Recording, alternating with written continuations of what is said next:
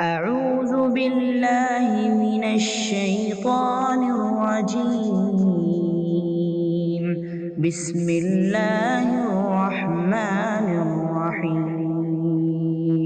إن الحمد لله نحمده ونستعينه ونستغفره ونعوذ بالله من شرور أنفسنا ومن سيئات أعمالنا. من يهده الله فلا مضل له ومن يضلل فلا هادي له، وأشهد أن لا إله إلا الله وحده لا شريك له، وأشهد أن محمدا عبده ورسوله.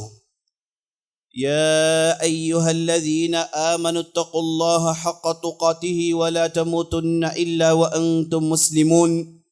يا أيها الناس اتقوا ربكم الذي خلقكم من نفس واحدة وخلق منها زوجها وبث منهما رجالا كثيرا ونساء، واتقوا الله الذي تساءلون به والأرحام إن الله كان عليكم رقيبا. يا أيها الذين آمنوا اتقوا الله وقولوا قولا سديدا يصلح لكم أعمالكم ويغفر لكم ذنوبكم، ومن يطع الله ورسوله فقد فاز فوزا عظيما. أما بعد فإن خير الحديث كتاب الله، وخير الهدي هدي محمد صلى الله عليه وسلم، وشر الأمور محدثاتها وكل محدثة بدعة، وفي رواية وكل ضلالة في النار. أعوذ بالله السميع العليم من الشيطان الرجيم. إنك ميت وإنهم ميتون ثم إنكم يوم القيامة عند ربكم تختصمون. وقال عليه الصلاة والسلام في حديث قدسي: يا عبادي إني حرمت الظلم على نفسي. وقال الله تبارك وتعالى على لسان رسول الله صلى الله عليه وسلم في الحديث القدسي: يا عبادي إني حرمت الظلم على نفسي فجعلته بينكم محرما فلا تظالموا. تمام قسم کی تعریفیں و بڑائی و بزرگی اللہ رب العالمین کے لیے ہے، جو مالک ارض و سما ہے، خالق کائنات ہے، مدبر حقیقی ہے۔ لاکھوں کروڑوں درود و سلام ہو محمد رسول اللہ صلی اللہ علیہ وسلم پر، جنہیں اللہ سبحانہ و تعالیٰ نے سارے کائنات کے لیے رحمت بنا کر مبعوث کیا۔ میں اللہ رب العزت کی بارگاہ میں دعا کرتا ہوں کہ اللہ سبحانہ و تعالیٰ جس طرح ہمیں اس مبارک مجلس میں، اس مبارک گھڑی میں ان مبارک چہروں کے ساتھ جمع کیا ہے، اسی طرح ہمیں جنت الفردوس میں جمع کریں، آمین یا رب العالمین۔ عزیز ساتھیوں، بزرگوں، ماؤں، بہنوں اور خواتین اسلام میں جیسے اس عبادات کی تفصیل بیان کی گئی ہے، اسی ڈھنگ سے، اسی طرز پر معاملات کو لے کر بھی گفتگو کی گئی ہے، اس کی تفصیل سنائی گئی ہے۔ معاملات کہتے ہیں بندوں کے درمیان جو بھی تعلقات ہوں، ان تعلقات کو معاملات کہا جاتا ہے۔ بندے اور رب کے درمیان جو بھی تعلقات ہیں، انہیں عبادات کہا جاتا ہے۔ جہاں عبادات کی تفصیل ہے، وہاں ہمارے اسلام میں معاملات کی بھی تفصیل ہے۔ معاملات کو لے کر بہت ہی زیادہ شدت کے ساتھ آپس میں مل کر رہنے اور آپس میں اختلاف نہیں کرنے کی کئی جگہ تاکید کی گئی ہے۔ آپ صلی اللہ علیہ وسلم ارشاد فرماتے ہیں: لا تحاسدوا ولا تناجشوا ولا تباغضوا ولا تدابروا۔ آپ صلی اللہ علیہ وسلم کہتے ہیں، لوگو آپس میں حسد مت کر لو، آپس میں حسد مت کر لو، ایک دوسرے کی حسد کو اپنی دل میں جگہ مت دو۔ حسد کہتے ہیں کسی کی ترقی کو دیکھ کر دل میں یہ سوچنا کہ آخر اسے ترقی کیوں ملی، آخر ان نعمتوں سے یہ دوچار کیوں ہو رہا ہے، مجھے ان نعمتوں کو حاصل کرنے کا کیوں موقع نہیں ملا، تو لہٰذا یہ نعمتیں اس سے زائل ہو جائیں اور وہ ان نعمتوں سے کورا ہو جائیں، اسی کو حسد کہتے ہیں۔ اور نبی صلی اللہ علیہ وسلم نے مسلمانوں کے تعلقات میں سب سے پہلے کہا: لا تحاسدوا، آپس میں حسد مت کرو، اپنے بھائی کی ترقی کو دیکھ کر اس کے حق میں دعا کرو. ہاں تمہارے لیے جائز ہے کہ تم اپنے لیے، اپنی ترقی کے لیے، اپنے لیے بھی اسی قسم کی نعمت مانگ رہے ہو، یہ بالکل جائز ہے، مانگ سکتے ہیں، بلکہ اس سے بہتر آپ مانگ سکتے ہیں. لیکن کسی بھائی کی ترقی، کسی بھائی کی دولت، کسی بھائی کی کسی بھی قسم کی نعمت جو اسے مل گئی ہے، اس کے زائل کی سوچ رکھنا، اس کے زائل کے بارے میں سوچنا، یعنی ختم کرنے کے بارے میں سوچنا، اسی کو حسد کہتے ہیں. نبی صلی اللہ علیہ وسلم نے سر فہرست کہا کہ آپس میں حسد مت کرو، اپنے بھائی کی ترقی کو دیکھ کر دعا کرو، اور وہ ایسی نعمت اللہ کے پاس تم اپنے لیے بھی مانگ سکتے ہو. وَلَا تَنَاجَشُوا، آپ صلی اللہ علیہ وسلم نے یہاں پر تجارت کے ایک اہم ٹرانزیکشن پر زور دی. کہا کہ وَلَا تَنَاجَشُوا، یعنی ایسا تجارت میں نہ کرو کہ جس کی وجہ سے کسی بھی سامان کو بڑھ چڑھ کے بیچو. دو تاجر ہیں، انہوں نے آپس میں اتفاق کر لیا کہ فلاں سامان کے مول کو بڑھانا ہے. جب بھی گاہک آیا، اس کے سامنے اس کا وہ دوست تاجر آ گیا اور اس نے اس سامان کو بڑھ کر قیمت دینے کی دعوت کی تاکہ گاہک کو بیوقوف بنایا جائے. تو نبی صلی اللہ علیہ وسلم نے کہا کہ یہ جاہلیت کا طریقہ ہے، ہمارے بازار میں مسلمانوں کے درمیان یہ چیز ہونی نہیں چاہیے. یہ معنی آتا ہے لا تتناجشوا ولا تدابروا، ایک دوسرے کے پیچھے مت پڑو، ایک دوسرے کے پیچھے اس کے خلاف سازش مت کرو، ایک دوسرے کے پیچھے اس کی بربادی کے سامان تیار مت کرو، بلکہ جیسے سامنے رہتے ہو ویسے پیچھے رہو. یہ معنی آتا ہے لا تدابروا. اس کے بعد نبی صلی اللہ علیہ وسلم نے کہا لا تحاسدوا ولا تناجشوا ولا تباغضوا، آپس میں بغض مت رکھ لو. دلوں کو صاف رکھنا، کسی بھی بندے مومن کے تعلق سے دل میں کدورت اور بغض، کینہ، کپٹ، نحوست، ان چیزوں کو دل میں ہرگز جگہ مت دو. دل کو صاف رکھو تاکہ تعلقات اچھے بنے. اور اس کے بعد کہا ولا يبع بعضكم على بيع بعض، اگر کسی مسلمان نے کوئی چیز خرید لی یا پھر کسی کو کچھ بیچ دیا، کوئی دوسرا آ کر اسی گاہک کے پاس نہ کہیں اسی سامان کو میں کم میں دے سکتا ہوں، اسی چیز کو میں کم میں دے سکتا ہوں، اسی چیز کو میں اس سے بہت ہی کم ریٹ میں تمہارے پاس لا کر دے سکتا ہوں. یہ کہہ کے ایک مسلمان کی تجارت میں بربادی پیدا کرنے کے سامان کوشش مت کرو. یہ معنی آتا ہے لا يبع بعضكم على بيع بعض. نبی صلی اللہ علیہ وسلم نے یہ 5 نقطوں کی طرف اشارہ کیا. کہا حسد مت کرو، بغض مت کرو، پیٹھ کے پیچھے سازشیں مت کرو، اور تجارت کو بڑھانے کے لیے تناجش مت کرو، ایک دوسرے کی تجارت میں دخل اندازی مت کرو. ہر انسان کو تجارت کرنے کا حق ہے، وہ اپنی نعمت اور اپنی کمائی، اپنے فائدے لے جاتا ہے، تو آخر تمہارا کیا بگڑ جائے گا؟ تم اس تعلق سے حسد میں مت پڑو. تو ان 5 چیزوں کو بتانے کے بعد نبی صلی اللہ علیہ وسلم نے کہا کونوا عباد اللہ اخوانا، اے لوگو، اے مسلمانوں، آپس میں بھائی بھائی بن کر رہو، بھائی بھائی بن کر رہو. اور اس کے بعد کہا بھائی بھائی کیسے ہوتے ہیں؟ نبی صلی اللہ علیہ وسلم نے کہا المسلم اخو المسلم، ایک مسلمان دوسرے مسلمان کا بھائی ہوتا ہے. تو بھائی ہوتا ہے تو کیا نہیں کرتا؟ لا یظلمہ ولا یخذلہ ولا یحقرہ.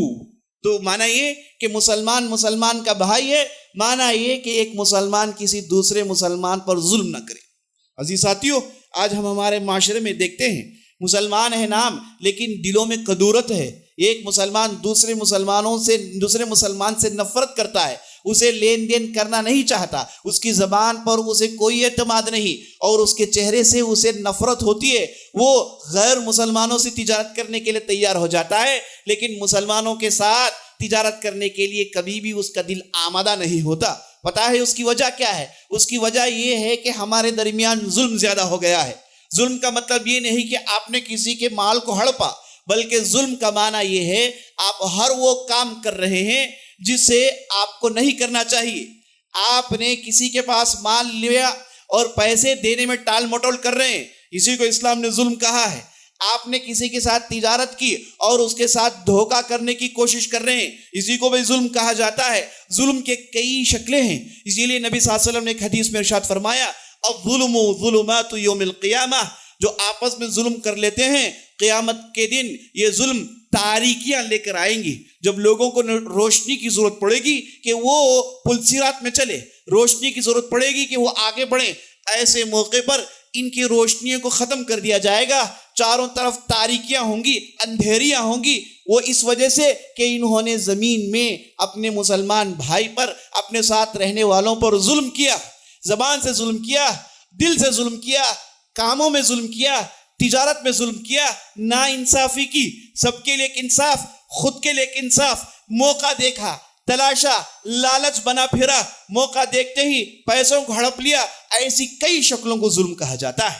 تو نبی صلی اللہ علیہ وسلم نے کہا المسلم اخو المسلم، مسلمان ایک دوسرے مسلمان کا بھائی ہوتا ہے، تو معنی یہ کہ وہ اس پر ظلم نہیں کرتا، اس کے ساتھ انصاف کا معاملہ کرتا ہے، جو معاملات وہ اپنے لیے چاہتا ہے وہی معاملات اپنے بھائی کے لیے بھی چاہتا ہے، جیسا سلوک وہ اپنے لیے چاہتا ہے وہی معاملات اپنے بھائی کے لیے بھی چاہتا ہے۔ اس کے پاس لالچی پن، خود غرض، مفاد پرست، مصلحت پرست، صرف اپنا پیٹ بھلے، صرف اپنا گھر بنے، صرف مجھے پیسے مل جائے، صرف میرا بینک بیلنس بڑھ جائے، صرف میں انسان بن جاؤں، صرف مجھے تعریف ملے، صرف مجھے سب کچھ ملے، یہ اگر کوئی سوچ رکھتا ہے تو یاد رکھ لیجئے گا یہ مسلمان ہو نہیں سکتا، اس کے ساتھ کوئی جی نہیں سکتے، اس کے ساتھ کوئی معاملات نہیں کر سکتے، یہ تو وہ آدمی ہے جو معاشرے میں پنپنے اور رہنے کا حق ہی نہیں رکھتا۔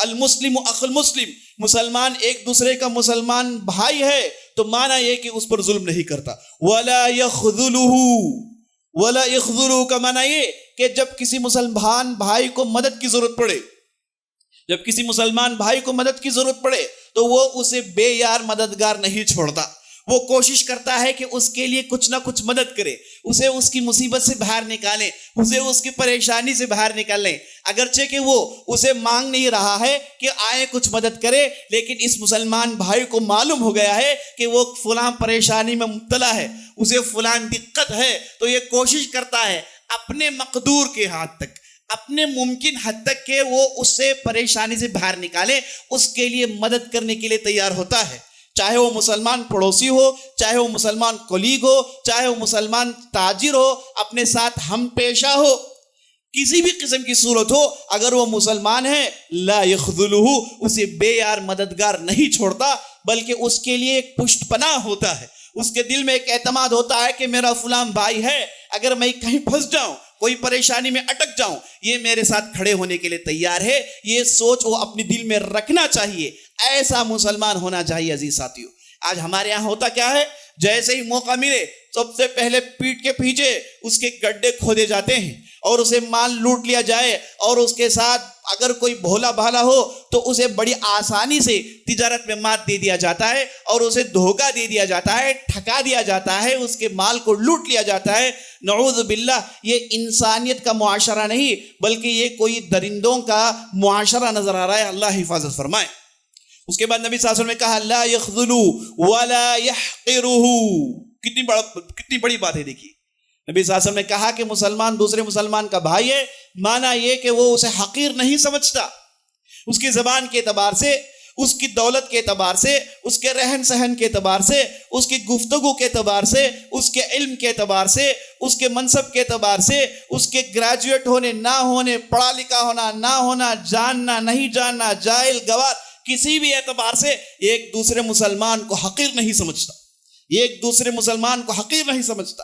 ہر آدمی کو اللہ نے دولت دی، اللہ چاہے جب چاہے دولت کو چھین لے، علم کی دولت تھی چھین لیا جا سکتا ہے، مال کی دولت ہے وہ بھی چھین لی جا سکتی ہے، تو نعمتوں پر فخر کر کے کسی دوسرے مسلمان کو حقیر سمجھنا یہ اسلام کے کانسیپٹس میں نہیں ہے، اسلام کی تعلیمات میں نہیں ہے۔ لیکن آج ہمارے معاشرے ہم دیکھتے ہیں کہ ایک مسلمان معلوم ہے لیکن اس کے ساتھ کتنی ذلت آمیز سلوک کیا جاتا ہے، ذلیل و خوار بنایا جاتا ہے، خاص طور پر جو دیندار ہیں، جو اللہ سے ڈرنے والے ہیں، ان کے ساتھ بھی ہم دیکھتے ہیں ہمارے معاشرے میں نعوذ باللہ کتنا گندا اور کتنا ذلت آمیز اس کے ساتھ سلوک کیا جاتا ہے۔ نبی صلی اللہ علیہ وسلم نے کہا مسلمان مسلمان کا بھائی ہے، لا یحقرہ لا یظلمہ ولا یخذلہ ولا یحقرہ، نہ وہ اس پر ظلم کرتا ہے، نہ وہ اسے بے یار مددگار چھوڑتا ہے، نہ اسے وہ حقیر سمجھتا ہے۔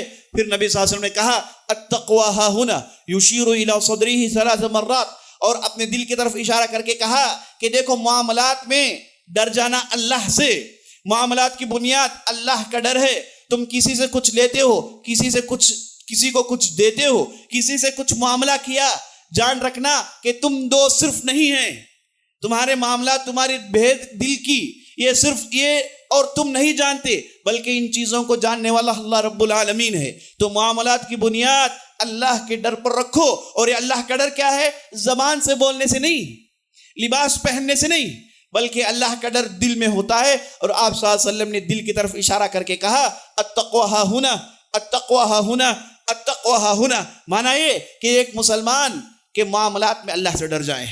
قیامت کے دن یہ سب سے پہلے کھڑا ہو جائے گا، تم سے تمہارا حق کا مطالبہ کرے گا، تم سے وہ چیزوں کو پوچھے گا جو چیزوں کو لے کر تم نے اسے حقیر سمجھا، ذلیل کیا، ذلیل و خوار کیا، نہ مددگار بے یار مددگار چھوڑا، یہ ساری چیزوں کو قیامت کے دن یہ اللہ کے سامنے تمہیں پکڑ لے گا۔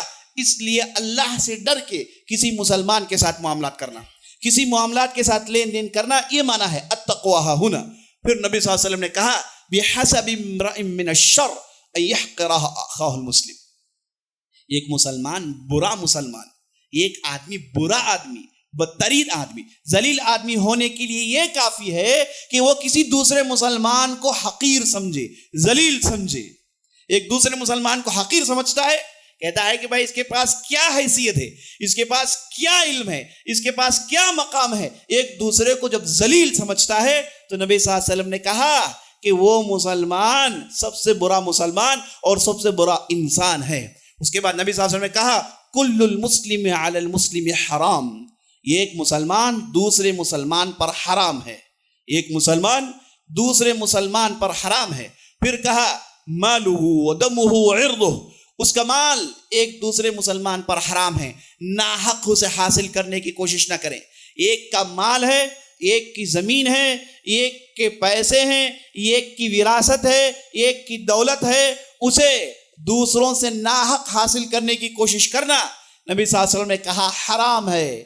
حرام ہے جب معلوم ہو گیا کہ یہ مال آپ کا نہیں، جب معلوم ہو گیا کہ یہ دولت آپ کی نہیں، جب معلوم ہو گیا کہ یہ زمین آپ کی نہیں، جب معلوم ہو گیا کہ تجارت میں ان کا شیئر نہیں ہے، جب معلوم ہو گیا کہ فلاں میں ان کا حق نہیں ہے، تو ایسی صورت میں زبردستی اس حق کو یہ کہنا کہ یہ میرا حق ہے، اسے حاصل کرنے کی مختلف کوششیں کرنا، اسے ہڑپنے، اسے دھوکہ دینے اور ہر قسم کی ممکن چیزوں کا استعمال کرنا، کورٹ کا استعمال کرنا، کچہریوں کا استعمال کرنا، ججز کا استعمال کرنا اور ظالموں کا استعمال کرنا، ظلم کی بنیاد پر پیسوں کو خرچ کر کے اسے لوٹنا، اسے ڈبانا، یہ کوشش کرنا نبی صلی اللہ علیہ وسلم نے کہا حرام ہے۔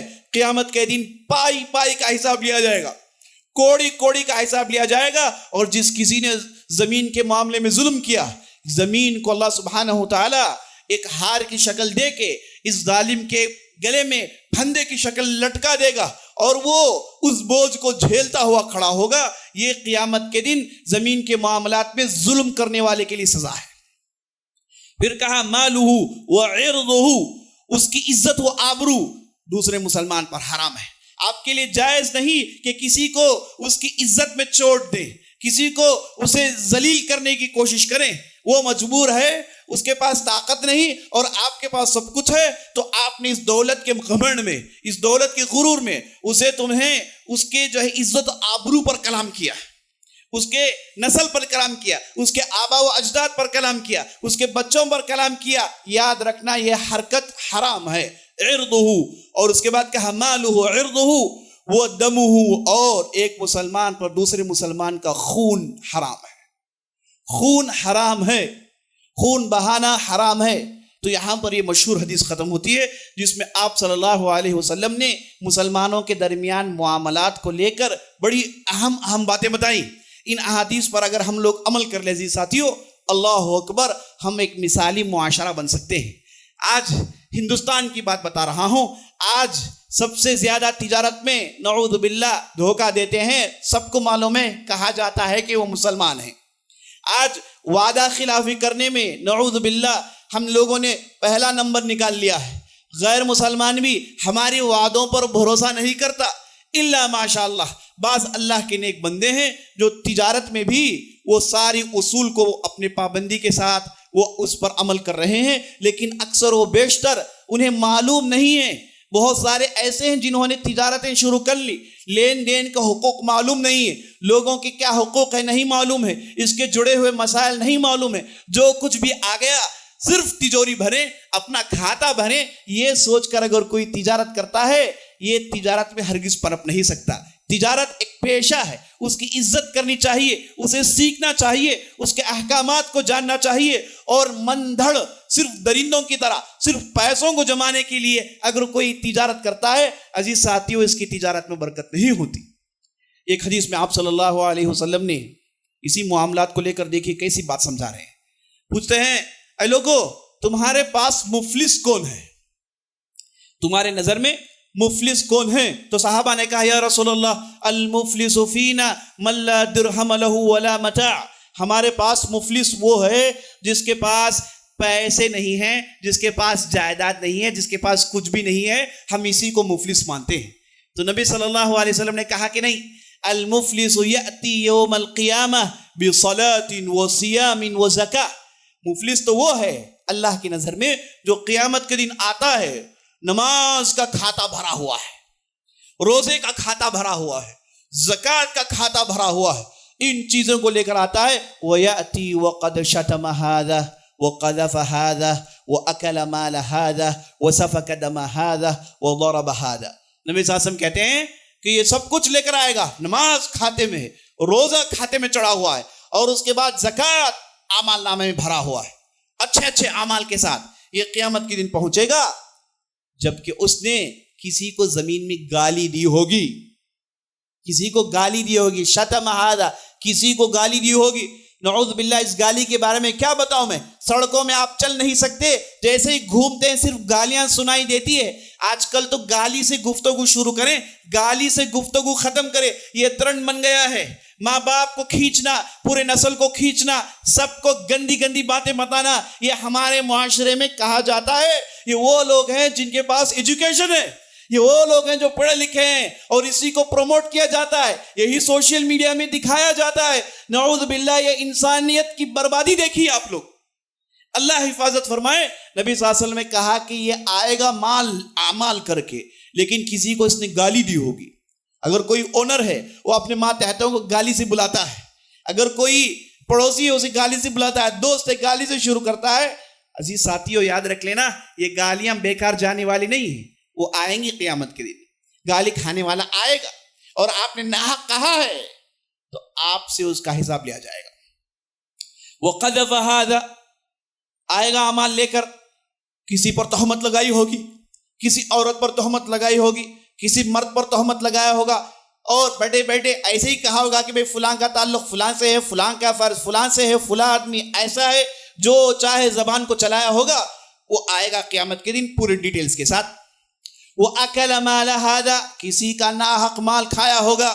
نمازیں ہیں, روزہ ہے, زکوٰۃ ہے, حج ہے, کھاتے بھرے پڑے ہیں, لیکن کسی کا مال کھایا ہوگا, کسی کو دھوکہ دیا ہوگا, کسی کو ہڑپا ہوگا, کسی کو چکما دیا ہوگا, کسی کو اپنی طاقت استعمال کر کے کیا کچھ نہیں کیا ہوگا. یہ پورے ڈیٹیلز کے ساتھ قیامت کے دن حاضر ہو جائے گا. وَأَكَلَ مَالَ هَذَا وَسَفَكَ دَمَ هَذَا, اور کسی کے خون کو بہایا ہوگا, اسے چوٹ پہنچائی ہوگی, جھانٹا مارا ہوگا ناحق, اور جسم میں خروش دیا ہوگا, کاٹا ہوگا, قتل کیا ہوگا. یہ پورے ڈیٹیل کے ساتھ قیامت کے دن کھڑا کر دیا جائے گا.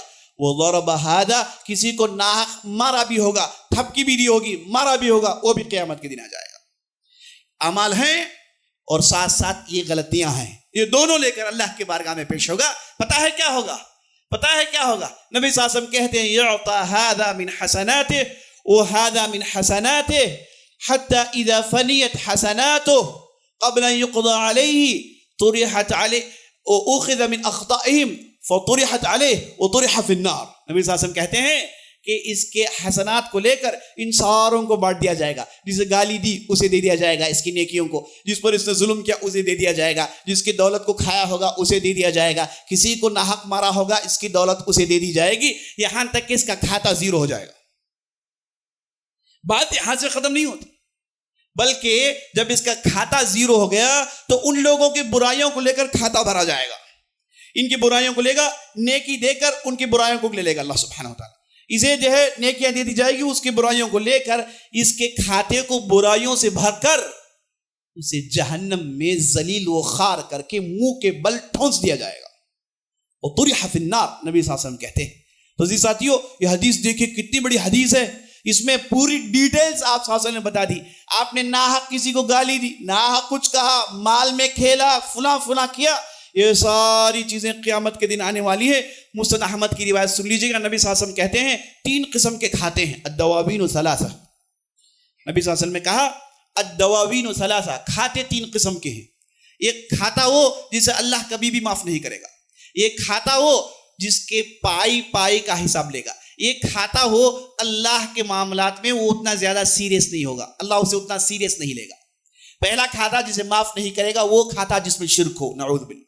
وَمَن يُشْرِكْ بِاللَّهِ فَقَدْ حَرَّمَ اللَّهُ عَلَيْهِ الْجَنَّةَ وَمَأْوَاهُ النَّارُ. جس کسی نے شرک کیا ہوگا اس پر تو سیدھے جنت حرام ہے اور اس کا ٹھکانہ جہنم میں ہے. یہ ایسا کھاتا جسے اللہ سبحانہ وتعالی معاف نہیں کرے گا. دوسرا کھاتا جس کی پائی کا حساب لے گا، یعنی جس میں چھوٹی سی چیز کو بھی نہیں چھوڑا جائے گا. وہ یہ ہے کہ آپ نے کسی بندے مسلمان کے ساتھ معاملہ کیا ہے، فلاں مسلمان کا فلاں مسلمان پر حق ہے، فلاں نے فلاں پر ظلم کیا، فلاں نے فلاں کو گالی دی، فلاں نے فلاں کی جگہ کو ہڑپا، فلاں نے فلاں کے پیسے کو ہڑپا، فلاں نے فلاں کوشش کی، فلاں نے فلاں سازش کی. یہ سارے نبی صلی اللہ علیہ وسلم کہتے ہیں لا یترک منہ شیئا، اس میں ایک چھوٹی سی چیز کو بھی نہیں چھوڑا جائے گا، سب کا فیصلہ ہوگا. یہاں تک کہ فیصلہ دیکھیے، یہاں تک کہ اگر 2 بکریاں ہیں، ایک بکری کے ہاں سنگ تھا، دوسرے بکری کے ہاں سنگ نہیں، اس سنگ والی بکری نے جو سنگ نہیں اس بکری کو ڈچا مارا ہوگا تو قیامت کے دن دونوں بکریوں کو لایا جائے گا. جس نے ڈچا مارا ہوگا اسے ڈچا مارا جائے گا، اس کے بعد ان دونوں جانوروں کو مٹی بنا دیا جائے گا. یہ معاملہ ہوگا جی ساتھی، پورے کے پورے ڈیٹیلز لیے جائیں گے. تو یہ دوسرا کھاتا، اس میں سے کوئی چیز بچنے والی نہیں. اور تیسرا کھاتا عبادات کا، آپ نے نماز پڑھی، آپ نے زکوٰۃ دی، آپ نے حج کیا، آپ اور آپ کے رب کے معاملات ہیں. اللہ سبحانہ وتعالیٰ اس تعلق سے معافی اور درگزری سے پیش آتا ہے. اللہ سبحانہ وتعالیٰ آپ نے اللہ کی عبادات میں کھوتائی کی، ہو سکتا ہے اللہ معاف کر دے، لیکن آپ نے کسی بندے کا حق مارا، کسی بندے پر ظلم کیا، کسی مسلمان پر ظلم کیا، یاد رکھ لیجیے اللہ سبحانہ وتعالیٰ اس وقت تک نہیں معاف کرے گا جب تک کہ وہ بندے مسلمان اسے نہ معاف کر لے. تو یہ معاملات کے مراحل بڑے کٹھن ہیں، ہم اسے ٹیکن فار گرانٹیڈ لیتے ہیں. ہم سمجھتے ہیں کہ بھائی یہ کوئی معاملہ نہیں ہے، کیا کر لے گا، کیا ہو گیا، میں تو نماز پڑھتا ہوں نا، میں تو ہر سال حج کرتا ہوں، میں تو ہر سال عمرے میں جاتا ہوں. یاد رکھ لیجیے آپ کا حج، آپ کا عمرہ، آپ کی نیکیاں یہ ظلموں کو نہیں مٹاتے، یہ معاملات کی غلطیوں کو نہیں مٹاتے جب تک کہ آپ اسے نہ مٹا لیں. میں آخری اپنی بات بتا کے اپنی بات ختم کرتا ہوں. ابن عمر رضی اللہ عنہ کے پاس ایک صاحب نے کہا کہ علم کیا ہے بتا دیجئے. تو ابن عمر رضی اللہ عنہ نے کہا کہ علم بہت ہے، لیکن یہ جاننا قیامت کے جب اللہ کے پاس جاؤ تمہارا کھاندہ کسی کے خون کے بوجھ سے لدا نہ ہو، اور تمہارا پیٹ حرام سے خالی ہو، اور تمہاری زبان کسی کی عزت و آبرو میں کلام کرنے سے پاک ہو، اور تم نیک لوگوں کے ساتھ مل کر رہو. یہی سارا علم ہے، یہی سارا علم ہے. ابن عمر رضی اللہ عنہ نے کہا. یہ چند باتیں تھیں جو ہم نے آپ کے سامنے رکھنے کی کوشش کی. اللہ سے دعا کرتے ہیں ہم نے جو بھی کہا، جو بھی سنا ہے اس کے مطابق عمل کرنے کی توفیق بخشے.